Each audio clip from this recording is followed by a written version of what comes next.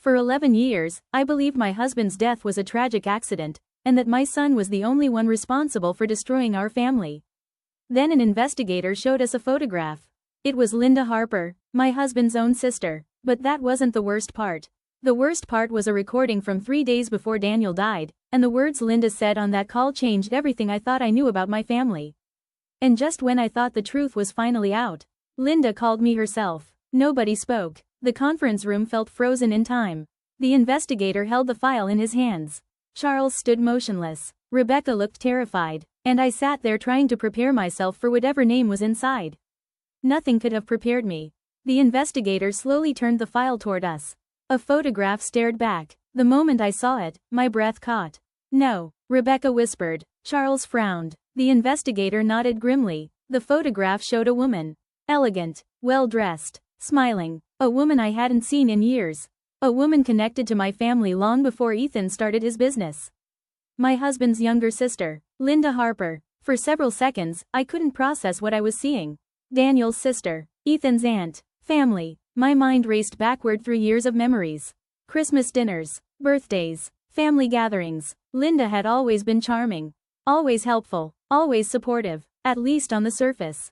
But beneath that charm had always been something else. Something restless, something hungry. That's impossible, I whispered. The investigator shook his head. I'm afraid it isn't. He opened another folder. Inside were financial records, phone logs, emails, years of them, evidence carefully assembled piece by piece. The lead investigator spoke. Linda had substantial financial problems 11 years ago. Charles frowned. How substantial? The investigator slid a page across the table. The number at the bottom made everyone stare. Over $900,000 in debt. Rebecca gasped. I couldn't believe it. Linda had always acted successful. Expensive clothes, luxury vacations, beautiful homes. Now I understood. Most of it had been borrowed. Built on appearances, built on debt, built on illusion. The investigator continued. When Ethan was young, Linda became very close to him. I remembered. Of course she did. She was the fun aunt. The exciting aunt. The one who always told Ethan he deserved more. The one who always encouraged bigger dreams. The one who quietly criticized rules. At the time, it seemed harmless. Now it looked different, very different. The investigator opened another document. An email, printed years earlier. The sender, Linda Harper.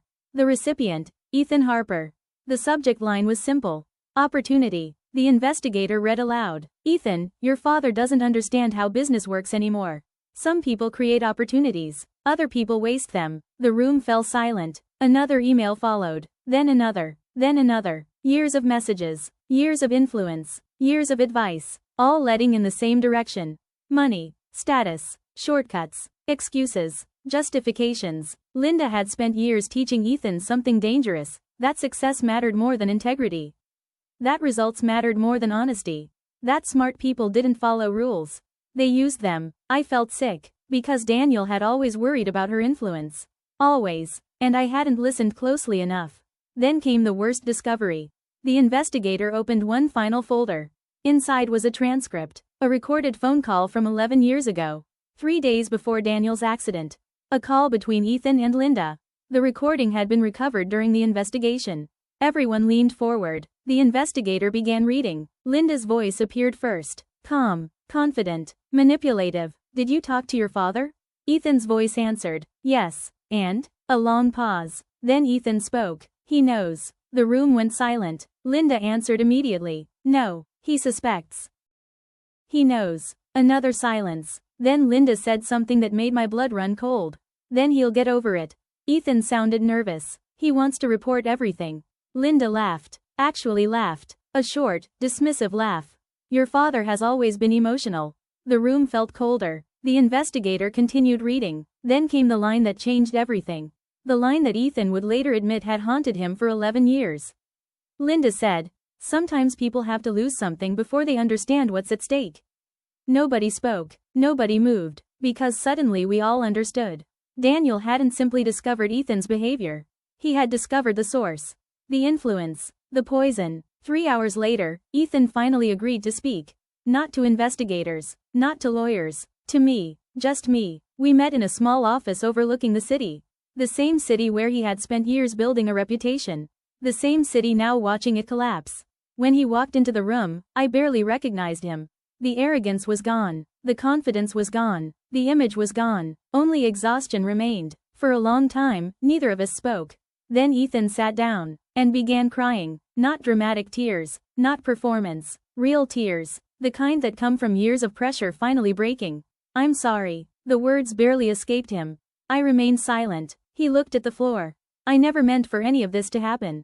A painful laugh escaped me. "Nobody ever does. That is the tragedy. People imagine disaster begins with evil intentions. Usually it begins with small compromises.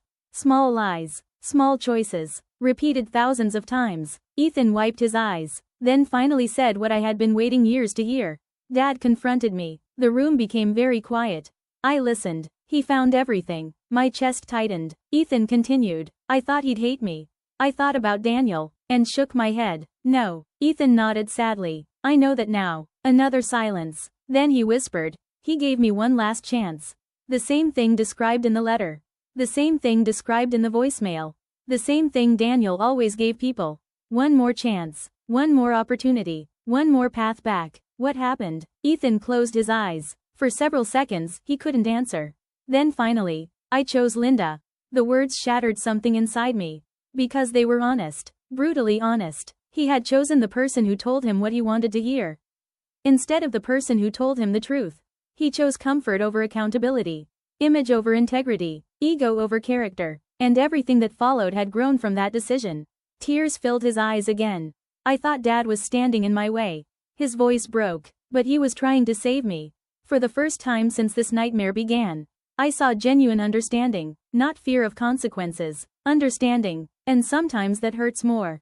As the sun began setting outside the office window, Ethan looked at me. Really looked at me, the way he hadn't in years. Then he asked the question he had been avoiding his entire life. "Do you think Dad would forgive me?" The room fell silent. I thought about Daniel, his kindness, his patience, his stubborn belief in second chances. Then I answered truthfully, "Yes." Ethan broke down completely, but before he could speak again, my phone rang. The caller ID displayed a name none of us expected. Linda Harper. And when I answered, the first words out of her mouth made both of us freeze. "Don't believe everything Ethan tells you." The moment I heard Linda's voice, every muscle in my body tightened. For 11 years, I had barely spoken to her. After Daniel's funeral, she slowly disappeared from our lives. At the time, I assumed grief affected everyone differently. Now I wasn't so sure. "Linda." My voice sounded colder than I intended. Across the desk, Ethan immediately recognized the name. His expression changed. Fear. Not panic. Not guilt. Fear. The kind a person feels when an old wound is about to be opened. Linda spoke calmly. Too calmly. "I need to talk to both of you." I glanced at Ethan. He lowered his eyes. Part of him already knew what was coming. An hour later, we met at a private conference room inside a downtown hotel. Linda arrived alone. She looked older, smaller somehow. The confident woman from family gatherings was gone. The woman who entered that room looked exhausted. For a long moment nobody spoke. Then Linda sat down, folded her hands, and said something none of us expected. "I didn't create this." Silence. Ethan stared at her. I stared at her. Nobody believed her. Linda noticed. A sad smile appeared. "I suppose I deserve that." Then she looked directly at me. "Diana, before you judge me, you need to know something about Daniel." My stomach tightened immediately, because whenever people start a sentence that way, pain usually follows. Linda took a deep breath. 22 years ago, Daniel made a decision. I frowned. What decision? She looked down. For the first time all evening, uncertainty appeared in her face. Then she answered, "He chose you." The room fell silent. I didn't understand. Neither did Ethan. Linda continued. "We were supposed to inherit our father's company together. Charles had once mentioned that Daniel's father owned a small manufacturing business decades ago. Nothing huge, but enough to support a family.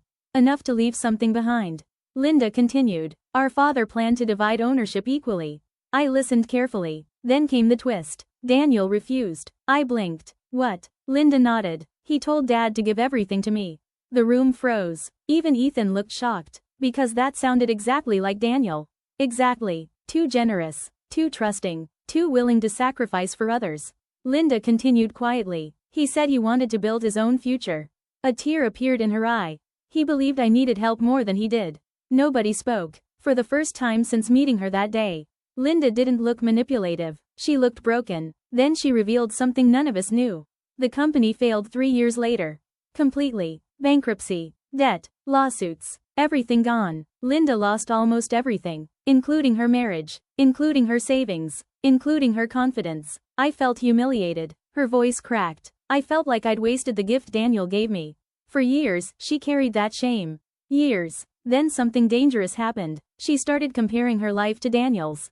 His marriage, his business, his success, his happiness. Comparison became resentment. Resentment became bitterness. Bitterness became envy. And envy became something darker. I never hated Daniel. She wiped away tears. But I hated what I became. The room sat in silence. Because everyone understood. Pain doesn't automatically create wisdom. Sometimes it creates anger. Then Linda looked at Ethan. And the atmosphere changed. Immediately. I saw myself in you. Ethan's jaw tightened. She continued. You wanted more. You were impatient. You wanted success immediately. Every word landed heavily. Because they were true. Linda lowered her eyes. And instead of warning you, her voice broke. I encouraged you. Silence. Heavy silence. The kind that hurts. I told myself I was helping. Tears rolled down her face. But I was really validating my own mistakes. Nobody interrupted. Nobody moved. For perhaps the first time in her life, Linda was completely honest. Then Ethan finally spoke. A single question. Did Dad know? Linda nodded. Eventually, the room felt smaller. When? About a month before he died. I closed my eyes. Daniel knew. Of course he knew. Daniel always saw things other people missed. Linda continued. He confronted me first. That surprised everyone. Even Ethan. What happened? Linda laughed bitterly. The same thing that happened when he confronted you. A pause. Then, he offered me a chance to stop. The room fell silent. Again. Daniel. Always giving people a chance. Always believing they could choose better. Always believing redemption was possible. Even when they didn't deserve it. Linda wiped away tears. I told him I'd fix everything. Ethan looked away. Because he had said the same thing. Almost word for word. Then came the truth everyone feared. The truth about the final meeting. The truth about the days before the accident. Linda took a shaky breath. And spoke carefully. Daniel planned to report both of us. No one reacted. Not because we weren't shocked. Because we already suspected it. The next sentence was worse. He had the documents in his car. My blood ran cold. What? The originals. The room froze. Daniel's evidence. The proof. The records. Everything. In his car. The same car involved in the accident. My hands trembled. Was the accident connected? For the first time all evening.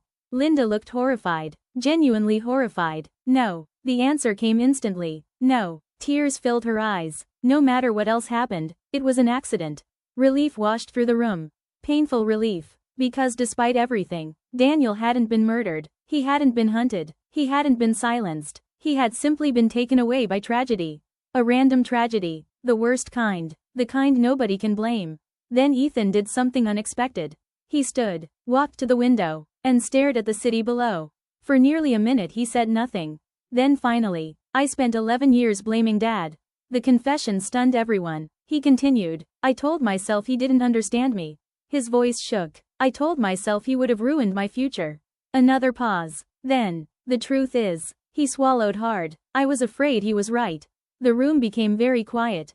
Because that was the heart of everything. Not greed, not money. Fear. Fear of failure. Fear of disappointment. Fear of becoming ordinary. And in trying to avoid those fears, he created something much worse. The sun had set by the time the meeting ended. Nobody felt victorious. Nobody felt relieved. Truth doesn't always feel good. Sometimes it just feels necessary. As Linda prepared to leave, she stopped beside me. For several seconds she couldn't speak. Then she whispered, I'm sorry. Not for one thing. For years. For choices. For influence. For damage. For everything. I looked at her. Really looked at her. And for the first time, I saw someone carrying consequences of her own. Not a villain. Not a monster. A flawed human being. Just like the rest of us.